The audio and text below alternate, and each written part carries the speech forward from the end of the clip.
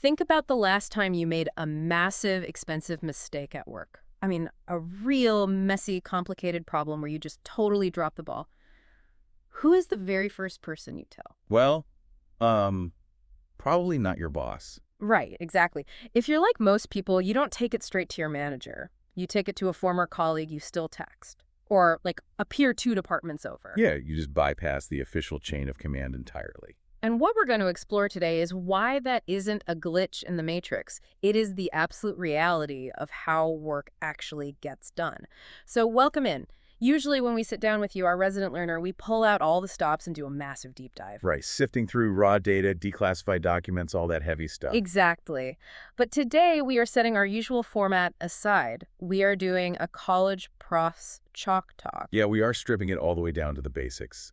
The materials we have in front of us today, they aren't raw data sets or primary historical texts. Right, just a couple of incredibly insightful articles analyzing organizational behavior and leadership. Yeah. No primary documents. Just some really sharp analysis that we're going to use to diagram the modern workplace.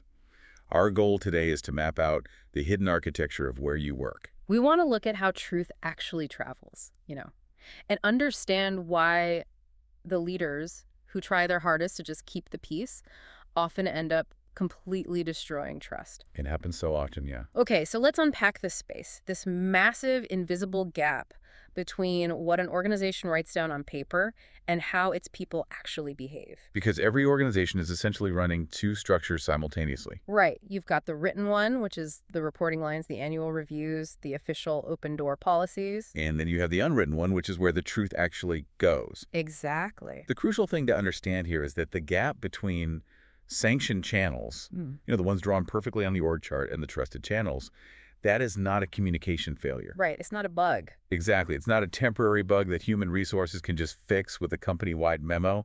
It is one of the most consistent findings in organizational research. Oh, wow. Simply put, disclosure migrates away from authority. I really love that phrasing. Disclosure migrates. It makes me think of a college campus. Oh, how so? Well, the formal structure is like the paved sidewalks that the campus planners laid down in these perfect geometric squares, right? Right. They look beautiful on a map. Exactly. But the informal structure is the dirt paths worn right through the middle of the grass.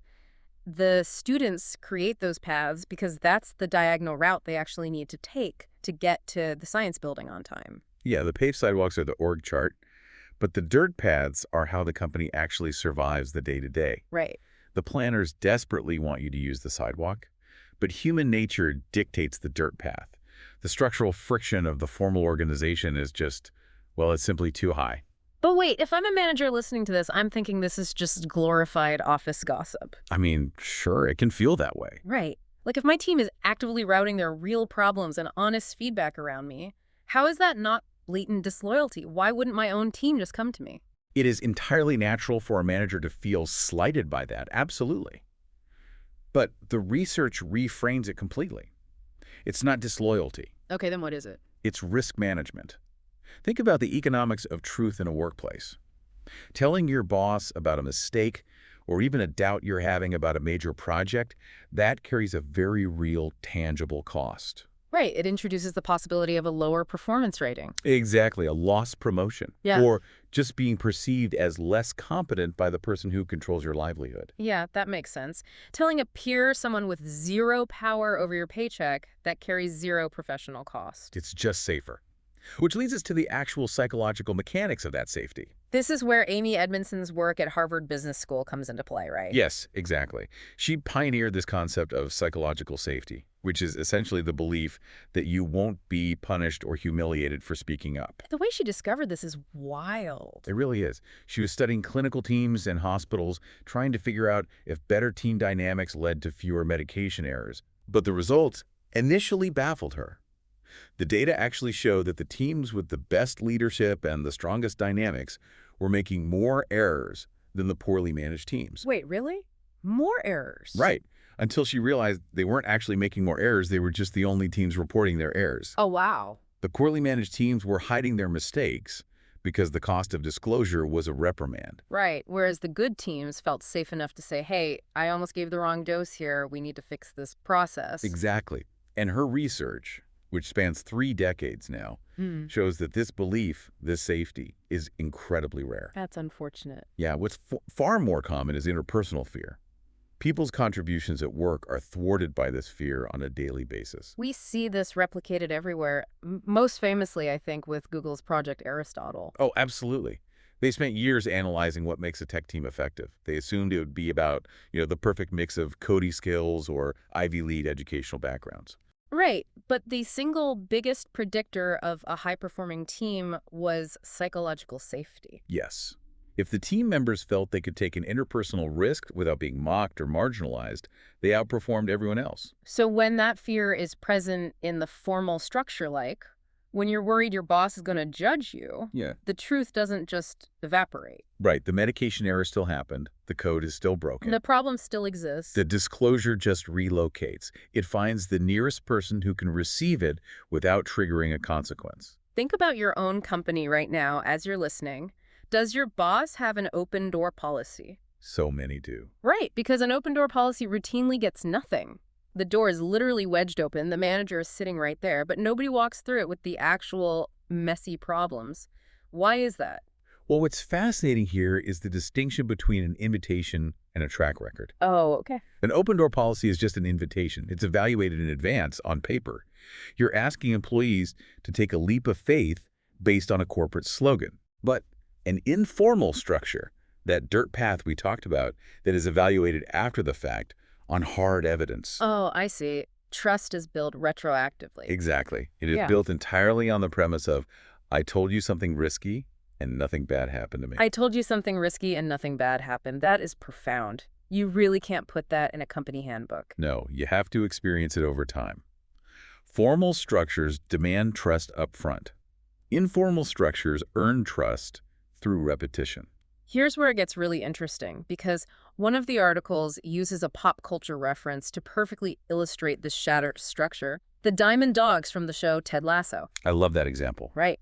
For anyone who hasn't seen it, a group of coaches and staff at this football club start gathering in a semi-private, low-consequence space.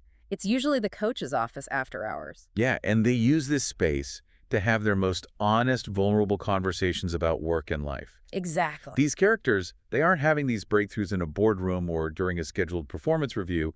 They're having them in a pub booth or a locker room. Because the setting itself signals that whatever is said won't end up in a personnel file. Right. Think about the character Rebecca Welton, the owner of the team. She only confesses her initial sabotage to Ted once she no longer manages him directly. Wow, that's a great point. The truth becomes tellable only when the structural authority is removed. Yes, and this isn't just a fun TV trope. This exists everywhere. The articles actually call this the shadow organization. Right. It is the informal advice network that runs parallel to the official one. And it goes all the way to the top. It really does. There's a Stanford survey cited here which found that a staggering 82% of CEOs have a kitchen cabinet of informal advisors. 82%. Yeah, these are former colleagues, friends, or even subordinates that they consult for their most major decisions. 82% of the people at the very top of the formal org chart are relying on informal dirt paths to make their biggest moves. That's wild. It is. But we have to make a vital distinction here about the kind of honesty happening in these shadow organizations. Not all venting is created equal. Right. The analysis separates this into disclosure that builds and disclosure that transfers a burden. Exactly. Disclosure that builds is when you invite someone into a shared problem with information they can actually act on. Like you say, I'm struggling with this client's demands. How did you handle them last year? Right. It leaves both of you better equipped. But disclosure that transfers a burden. That's just unloading your discomfort onto someone who has no standing and no power to help you. It drains the relationship. It's the colleague who corners you in the break room to complain about the CEO's new strategy for 20 minutes. Oh, we all know that person. Right. They offer no solutions, and then they walk away feeling lighter while you are left carrying all their anxiety. Yeah, one is a kitchen cabinet. The other is just an emotional dumping ground. Exactly. So while these shadow organizations are incredibly useful for brainstorming and survival, they carry massive risks. How so? Well, they're completely unaccountable. Nothing is written down. They are exclusionary by nature. If there's an inner circle, someone is always left out. Right, of course. And most importantly, they are incredibly fragile. If your most trusted work confidant leaves the company, your entire support system just vanishes overnight. which naturally leads leaders to try and institutionalize them. Oh, all the time. Right, like if I'm an HR director and I see these informal diamond dog structures effectively solving problems, why shouldn't I just make them official? Yeah, let's schedule a mandatory kitchen cabinet meeting every Thursday at 3 p.m. Exactly. Put it on the calendar. Assign everyone a peer mentor. That's a good thing, right? No, because the moment you try to formalize it, Yep. you kill the very thing that made it work. Wait, really? Why? Because if you name an official mentor, or schedule the trust circle, or require HR documentation for the meeting, you are reintroducing consequence. You're bringing the reporting structure back into the room.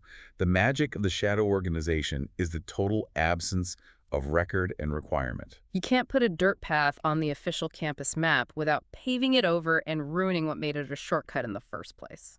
Exactly. So if these shadow networks are so fragile and we can't formalize them, why do managers rely on them instead of fixing the formal reporting structure? Right. It comes down to a specific leadership trap, the pursuit of harmony. Oh, Sonia Guevara's analysis points this out beautifully. She outlines the recurring story of the well-liked leader. We all know this manager. We do. They keep everything perfectly smooth, no raised voices, no drama, perfectly pleasant team meetings. Yep. And then, quietly, over the course of a single year, 3 of their top performers just quit out of nowhere. And when those high performers are finally asked in their exit interviews why they left, the answer is consistently a variation of, well, nothing ever got addressed. Right. This is the ultimate trap of conflict avoidance. Mm. The leader decides that harmony is the goal, and any conflict is viewed as a failure, rather than a biological necessity of a working team. It's like putting black tape over your car's check engine light. Oh, that's a good way to put it. Yeah, it keeps the dashboard looking peaceful today, but you're guaranteeing a total breakdown on the highway later. Exactly. Guevara breaks down 3 specific compounding costs to this kind of avoidance. First, there's the performance issue nobody names. Right. Someone isn't pulling their weight. Everyone on the team knows it. The manager knows it. But the conversation is always delayed because it's, never the right time. And the group psychology there is just toxic. The rest of the team realizes that excellence isn't actually required, just compliance. Yeah. And the second cost is what she calls the compounding misalignment.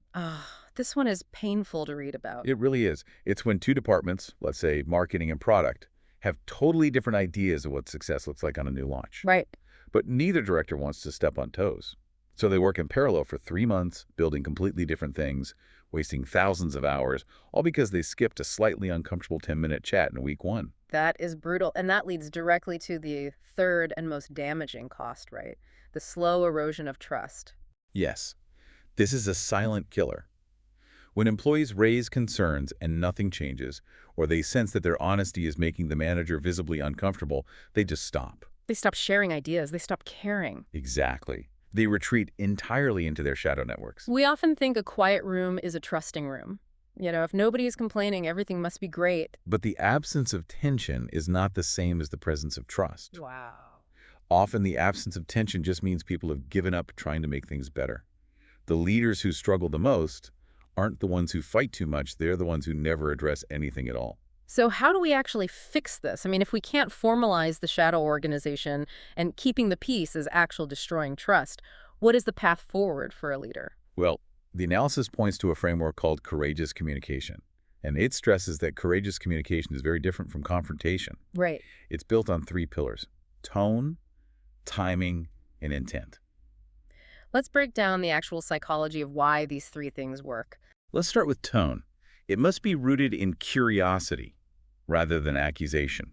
If a manager says, your attitude in that meeting was a problem, they're delivering a verdict. Right, and neurologically, that triggers the employee's amygdala. They go straight into fight or flight mode. Exactly.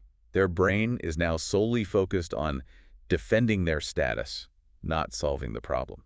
But if the manager changes the tone to curiosity and says, hey, I noticed you seemed really frustrated in that meeting. Can you help me understand what's going on? You bypass the threat response entirely. One closes space, the other opens it. You're asking them to collaborate on a puzzle rather than defend themselves against an attack. Yes. Now the second pillar is timing. Early and small versus late and large. Courageous leaders address friction in week 1 when it's a minor adjustment. Because waiting never makes it easier, it just makes the stakes higher. If you hold on to a grievance for 6 months until an official performance review, the cognitive load is massive. By the time you finally bring it up, you aren't just correcting a behavior, you are dumping half a year of suppressed frustration onto someone all at once. Which brings us to the final and most crucial pillar, intent, care over control. Right. Human beings have highly evolved, specialized radar for detecting authenticity and manipulation. Employees know instinctively if a manager is giving them feedback to genuinely help them improve, or if the manager is just trying to cover their own bases, to assert dominance, win an argument. Yeah, if your intent is control, no amount of perfectly scripted HR-approved dialogue is going to hide that. Your team will smell it a mile away. They really will. So how do organizations scale this? How do you take these interpersonal skills and build an architecture that actually works? Organizations need to build formal channels that borrow the mechanics of trust from the informal networks. They need to create environments with low stakes, demonstrated confidentiality, and voluntary flexibility.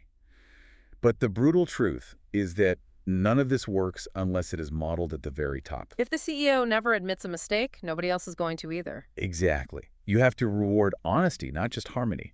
If a junior employee brings up a painful, expensive truth in an all-hands meeting, the leader has to publicly validate that courage, even if the problem can't be fixed immediately. That public validation is the evidence we talked about earlier. Yes, it signals to the entire room that the space is safe.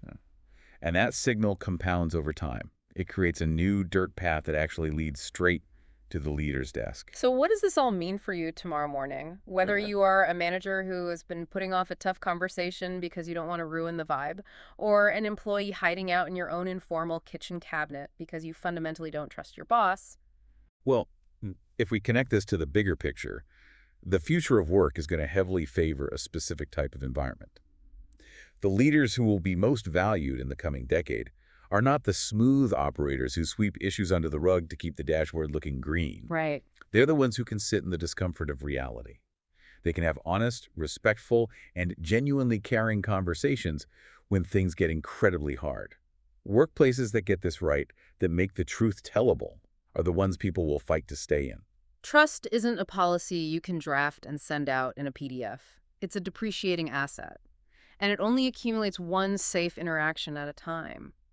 The real work of leadership isn't keeping the peace, it's making the truth tellable. It requires bravery. You have to be willing to prioritize the messy reality over the comfort of the org chart. Which leaves us with one final provocative thought to chew on as we wrap up this chalk talk. We've established that true, honest disclosure naturally migrates to the dirt paths, to the relationships where there is no reporting consequence. You bypass your manager, and you take the real problem to your trusted peer 2 departments over, because that is where it is safe. The ultimate low-stakes environment. But here is the question you have to ask yourself about the hidden architecture of your own workplace. What happens when your most trusted informal advisor, your peer 2 departments, suddenly gets promoted and becomes your boss? Oh, that is the ultimate stress test of organizational behavior. Does the trust you built on the dirt path survive the sudden introduction of formal power? Or the second they get the title, does the search for a brand new safe harbor have to begin all over again? Something to look out for in your own office. Thanks for joining us for this Chalk Talk, learner. We'll catch you next time.